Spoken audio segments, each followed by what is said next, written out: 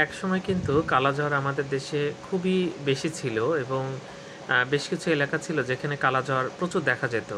এটাকে endemic disease বলতাম, যে এলাকায় সবসময় সেই ডিজিজটা থাকে।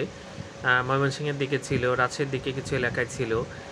কালাজ্বর কিন্তু কমন ছিল, কিন্তু বর্তমানে অনেক কমে এসেছে। যাই হোক, এটা একটা ভালো দিক।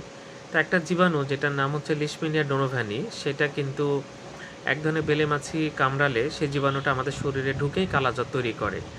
এর ফলে কিন্তু লিভার এবং স্প্লিন বড় হয়ে যায়, অনেক ক্ষেত্রে লিম্ফ নোডও বড় হতে পারে। এর সাথে জ্বর থাকে, রোগীর জ্বর থাকে এবং শরীরের রং আস্তে আস্তে কালো হয়ে যেতে থাকে, যেখান থেকে এটার নাম আসছে হচ্ছে কালাজ্বর। তো যাই হোক, শরীর কালো হয়ে যায় এবং জ্বর থাকে, লিভার স্প্লিন এগুলো বড় হয়ে যায়, লিম্ফ নোড বড় হতে পারে। তো এইটা হলে আমরা ডায়াগনোসিস করার জন্য অনেক সময় কিন্তু বোন ম্যারো থেকে অথবা স্প্লিন থেকে অথবা লিভার থেকে অ্যাসপিরেট করে স্টাডি করি, এবং সেই স্টাডি করলে দেখা যায় সেই জীবাণুটা আছে কি না। তো যাই হোক, বর্তমানে আরও ভালো কিছু টেস্ট আছে এবং সহজেই করা যায়, সেগুলো করা হয়। এবং লাইপোজোমাল অ্যাম্ফোটেরিসিন বি, মিল্টেফসিন এই জাতীয় ওষুধ দিয়ে কিন্তু এটা চিকিৎসা করা হয়। ধন্যবাদ সবাইকে।